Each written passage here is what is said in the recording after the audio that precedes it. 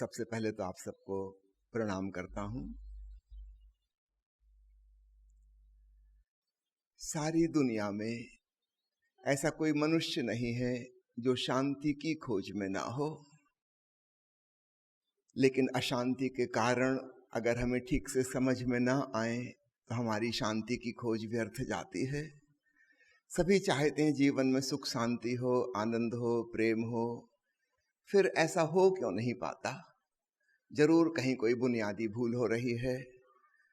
अशांति के कारण हम जिन्हें समझते हैं शायद वो अशांति के कारण नहीं है, कारण कुछ और है। यदि ठीक डायग्नोसिस हो जाए तो ठीक इलाज करना बिल्कुल सरल है, लेकिन अगर निदान में भूल चूक हो गई तो फिर ट्रीटमेंट तो बिल्कुल ही गलत हो जाएगा। लाभ की जगह उससे हानि ही पहुंचेगी। ऐसा ही कुछ मन की शांति के खोज के संबंध में हो रहा है।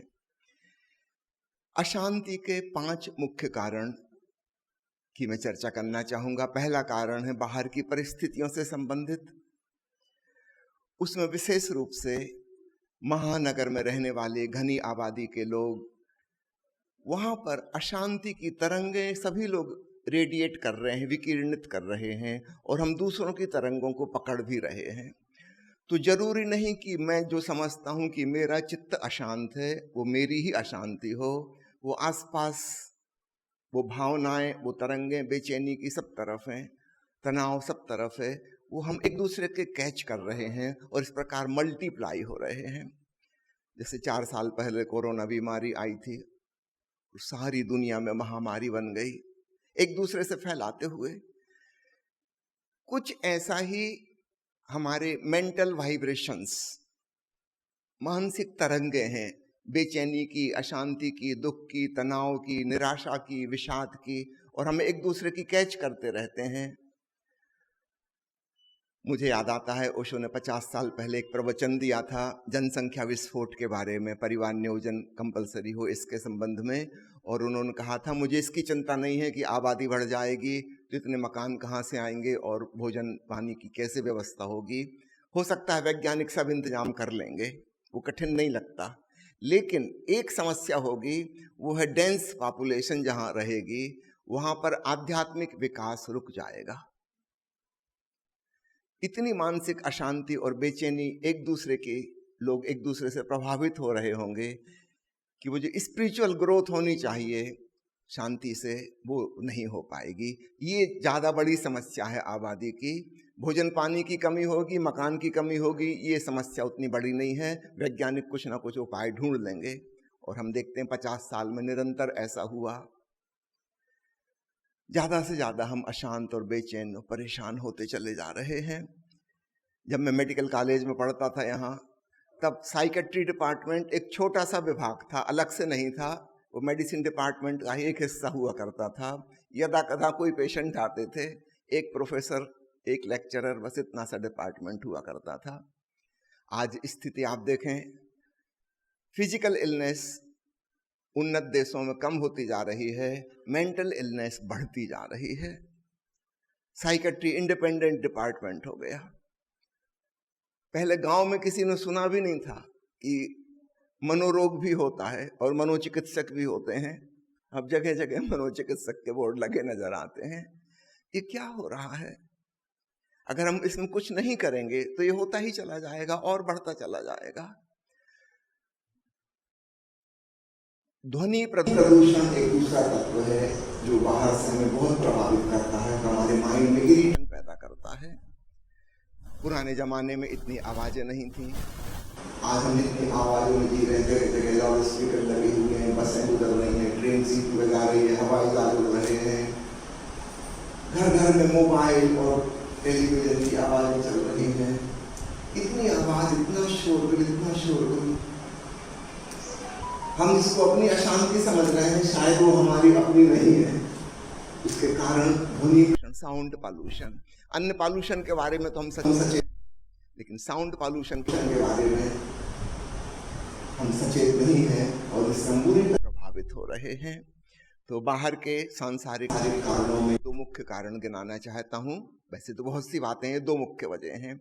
अब मैं आता हूँ अपने शरीर के बारे में। हमारे तन और मन आपस में संयुक्त हैं। हम एक साइकोसोमेटिक कॉम्प्लेक्स हैं। हमारा तन मन को प्रभावित करता है, मन तन को प्रभावित करता है। तो शरीर में अगर कोई असम्यकता है तो हमारा मन उससे प्रभावित होगा। हम क्या भोजन करते हैं, हम कैसे करते हैं, किस भावदशा में करते हैं, कितना भोजन करते हैं, ये छोटी छोटी बात लेकिन बहुत महत्वपूर्ण है। अगर हम जरूरत से ज्यादा खाएंगे तो भी हमारा शरीर शिथिल हो जाएगा, उसके साथ मन भी शिथिल हो जाएगा। ज्यादा भोजन करने नींद आने लगती है, मन भी ठीक से फंक्शन नहीं कर सकता। कम भोजन करें तो भी नुकसान हो जाएगा। अंडर न्यूट्रिशन और ओवर न्यूट्रिशन दोनों ही समस्याएं हैं। और याद रखना, सिर्फ शरीर ही प्रभावित नहीं होता, हमारा मन भी प्रभावित होता है। पुरानी कहावत है, जैसा अन्न वैसा मन। सही है बिल्कुल। भोजन के अलावा दूसरा महत्वपूर्ण तत्व शरीर के बारे में है, वो है शारीरिक श्रम, फिजिकल एक्सरसाइजेस। पुराने जमाने में मजबूरी थी, गरीबी थी, बहुत मेहनत करनी पड़ती थी लगभग सभी को। आज इसका ठीक उल्टा हो गया है, बहुत मेहनत नहीं करनी पड़ रही। अधिकांश लोग कुछ भी नहीं कर रहे हैं फिजिकली। याद रखिएगा, फिजिकल बॉडी में भी जो स्ट्रेस हैं वो हमारी मूवमेंट करने से, चलने फिरने से, कोई शारीरिक परिश्रम करने से वो रिलीज होती थी। अगर हम दिन भर खाली बैठे हुए हैं सोफे पे, ज़्यादा से ज़्यादा कार ड्राइविंग की, फिर आके सोफे पे बैठे फिर टीवी देख रहे हैं, फिजिकली तो हमने कुछ किया ही नहीं, लगभग कुछ भी नहीं किया। तो वो सारी स्ट्रेस भीतर जमा है। एक उदाहरण से समझाऊं, एक आदमी को क्रोध आया,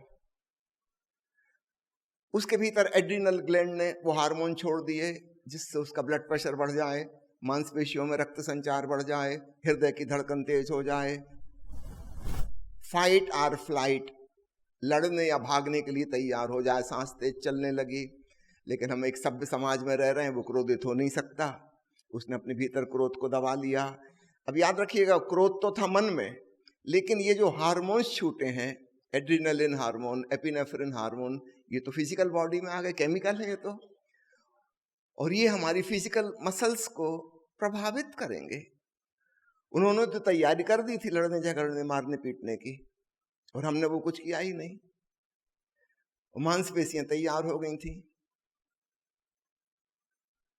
ये मांसपेशियों में ग्रंथियां बन जाएंगी। हम एक स्ट्रेसफुल बॉडी, ग्रंथियों वाली शरीर का निर्माण कर लिया। फिर हम चैन से भी बैठे हैं, जहां क्रोध की कोई वजह भी नहीं थी, वहां भी हम पाएंगे हमारे भीतर गुस्सा ही गुस्सा, अंडर करंट एक क्रोध का चल रहा है। ये क्रोध कहां से आ रहा है? वो हमारे शरीर में व्याप्त है, वो हार्मोन्स अधूरे छूट गए। इसका क्या किया जाए? इसका कोई उपाय करना होगा। तीसरी समस्या, नींद, एक बहुत बड़ी समस्या। विशेषकर इंफॉर्मेशन टेक्नोलॉजी के आने के बाद, मोबाइल और कंप्यूटर आने के बाद, नई जनरेशन के लोग रात को 2-2, 3-3 बजे तक जाग रहे हैं। दिन को 12-1 बजे सो के उठेंगे। अच्छी क्वालिटी की जो नींद होनी चाहिए, हो सकता है घंटे उनके पूरे भी हो गए हैं, लेकिन गुणवत्ता उसकी बहुत कम है। इनका मन अशांत और बेचैन और परेशान रहेगा ही रहेगा। तो ये 3 चीजें बहुत महत्वपूर्ण हैं: शारीरिक श्रम, पर्याप्त उचित मात्रा में गहरी नींद और सम्यक भोजन। ये शरीर के तल की बातें। फिर मैं आता हूं मन के तल पर। मानसिक तनाव कैसे पैदा होते हैं? हमारी जो शिक्षा प्रणाली है वह हमें तुलना करना, कंपैरिजन करना, फिर कंपटीशन करना, प्रतियोगिता, स्पर्धा, दूसरों से आगे निकलने की दौड़, महत्वाकांक्षा और एम्बिशन सिखाती है। 25 साल हम इसी में ट्रेंड होते रहते हैं, बस दूसरों से आगे निकलना है, आगे निकलना है, आगे निकलना है। ये हमारे भीतर का एक कहें मानसिक ज्वर, एक मेंटल फीवर बन गया है। हम शांत हो ही नहीं सकते, हम मानसिक रूप से एक भाग दौड़ में लगे हुए हैं। ऊपर ऊपर से भले ही हम आराम से बैठे हैं, लेकिन भीतर हमारे कोई दौड़ ही रहा है, वो रुकता ही नहीं। और आगे जाना है, और आगे जाना है, हर क्षेत्र में आगे निकलना है। एक पगलाई हुई स्थिति हमारे भीतर बनी है। तो हमारी शिक्षा प्रणाली जिस प्रकार की टीचिंग हमें दे रही है और हमको ट्रेंड कर रही है, उसमें कहीं एक बुनियादी सुधार की ज़रूरत है। वो कब होगा मुझे नहीं पता, लेकिन जिन लोगों को भी थोड़ी समझ है, विवेक है, कम से कम अपने जीवन को तो वो अभी ही चेंज कर लें, महत्वाकांक्षा रहित होकर जिए। भगवान कृष्ण जैसे कहते हैं गीता में, फलासक्ति रहित कर्म, निष्काम कर्म योग। निश्चित रूप से कर्म तो हम करें, लेकिन फल की आकांक्षा ना हो, दूसरे से कंपटीशन ना हो।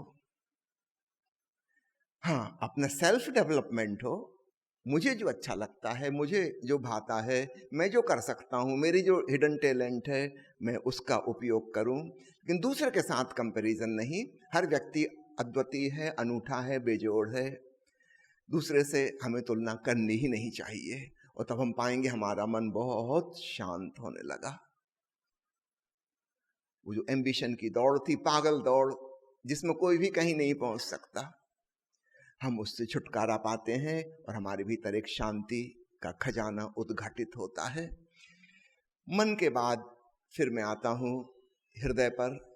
हमारे हृदय में प्रकृति ने हमें दुर्भावनाएं और सद्भावनाएं मिश्रित करके दी हैं। प्रेम भी है,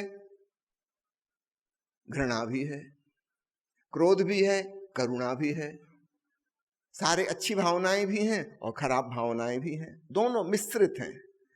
वो हमने पौराणिक कहानी सुनी ना, सागर का मंथन किया गया था और अमृत और विष अलग अलग किए गए। मुझे नहीं पता वाकई में ऐसा कभी हुआ है कि नहीं हुआ, लेकिन हम में से प्रत्येक व्यक्ति को अपने हृदय के भाव सागर में जरूर मंथन करना होता है और दुर्भावनाओं के जहर को अलग करना होता है और सद्भावनाओं के अमृत को बचाना होता है। तो हमारे भीतर जो अहंकार है और उससे उत्पन्न होने वाली दुर्भावनाएं हैं, काम, क्रोध, लोभ, मोह, ईर्ष्या, द्वेष इत्यादि, जिन जिन से हमारा जीवन चिंतापूर्ण, तनावपूर्ण, दुखद हो जाता है, इनसे हमें छुटकारा पाना होगा। और इसके ठीक विपरीत जो सद्भावनाएं हैं, सद्विचार हैं, प्रेम, दया, करुणा, ममता, स्नेह, आदर, श्रद्धा, सम्मान, सारे जीवन का सम्मान, संवेदनशीलता, रचनात्मकता, सृजनशीलता, इनका विकास करना होगा। ये भी हमारे भीतर है, ऐसा कोई व्यक्ति नहीं जिसके अंदर ना हो, लेकिन हम इनको कभी पनपने का मौका ही नहीं देते। इनको हमें पनपाना होगा। हम प्रयास करेंगे तो होगा, अगर हम प्रयास नहीं करेंगे तो नहीं होगा। समाज ने चारों तरफ जैसी परिस्थितियां बनाई हैं दुनिया में, उनमें घृणा को तो पनपने का मौका है, करुणा को पनपने का मौका नहीं है, वो बीज बीज ही रह जाता है। लेकिन अगर हम अपने जीवन से प्रेम करते हैं, एक सेल्फ रिस्पेक्ट हमारे भीतर है और हम अपनी जीवन की बगिया में सुंदर फूल खिलाना चाहते हैं, तो यह प्रयास हमें ही करना होगा, कोई दूसरा तो नहीं कर सकता। हर व्यक्ति अपने जीवन के लिए स्वयं जिम्मेवार है। तो इस बगिया में कांटे उगते हैं कि फूल उगते हैं, ये हमें निर्णय करना होगा। तो मैंने आपसे बात कही बाहर के संसार की, अपने शरीर की 3 बातें कही मुख्य रूप से, मन के बारे में कहा, हृदय की भावनाओं के बारे में कहा। अब एक आयाम और रह जाता है, वो है हमारी आत्मा, चेतना, कॉन्शसनेस कहें उसे। उसके विकास की तरफ तो हमारा बिल्कुल ही ध्यान नहीं है। हमारे भीतर जो अवेयरनेस है, होश है, इसकी मात्रा को बढ़ाना है। इसी का नाम ध्यान है, मेडिटेशन है। जब हम जागरूक होंगे, सामान्य रूप से हम जितने जागरूक हैं इससे थोड़ा और ज्यादा जागरूक, उसका नाम मेडिटेशन है। तो हम जो भी कर रहे हैं, हम उसको और ज्यादा सचेत होकर करेंगे, बेहोशी में नहीं, मूर्छा मूर्छा में नहीं। सामान्यतः हम ऐसा जीवन जी रहे हैं जैसे कि कोई आदमी एक आध्यात्मिक नशे में हो, हमें अपना होश नहीं है। जब मैं कह रहा हूं आध्यात्मिक मूर्छा, इसका मतलब दुनिया का तो पता है, मेरी आंखें खुली हैं, कान ठीक हैं, तो सुनाई पड़ रहा है, दिखाई पड़ रहा है, बाहर के जगत का एहसास हो रहा है, लेकिन भीतर वो मैं कौन हूं उसका बिल्कुल पता नहीं चल रहा। संसार के प्रति होश और स्वयं के प्रति बेहोश, ये हमारी आध्यात्मिक मूर्छा की अवस्था है। तो जो हम कहते हैं ध्यान, ओशो ने बड़ी सुंदर परिभाषा की है, स्वयं के प्रति होश रखते हुए हम जो भी करेंगे वह ध्यान है। पुनः दोहरा दूं, स्वयं का होश रखते हुए हम जो कुछ भी करेंगे। आप भोजन कर रहे हैं, अवश्य भोजन का मजा लीजिए, स्वाद का मजा लीजिए, लेकिन होश रहे ये कौन है जिसको स्वाद आ रहा है। बस इतनी एक नई बात और जुड़ जाए।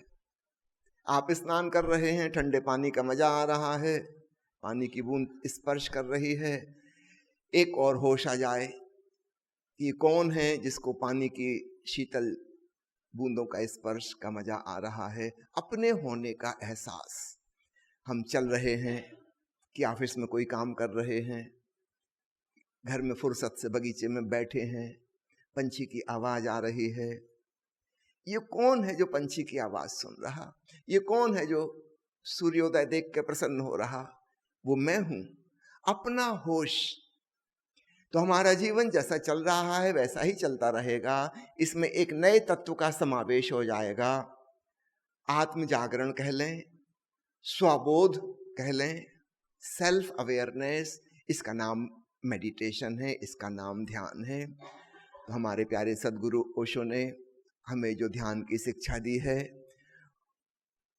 वह कोई त्याग तपस्या से संबंधित नहीं है, बल्कि अपने जीवन में कुछ जोड़ना है, कुछ छोड़ना नहीं है, कुछ नया तत्व जोड़ना है। हमें अपनी जिंदगी को ज्यादा प्रेम पूर्वक, ज्यादा होश पूर्वक, ज्यादा आनंद पूर्वक जीना है। यही छोटा सा संदेश मैं अपनी तरफ से देना चाहता हूँ।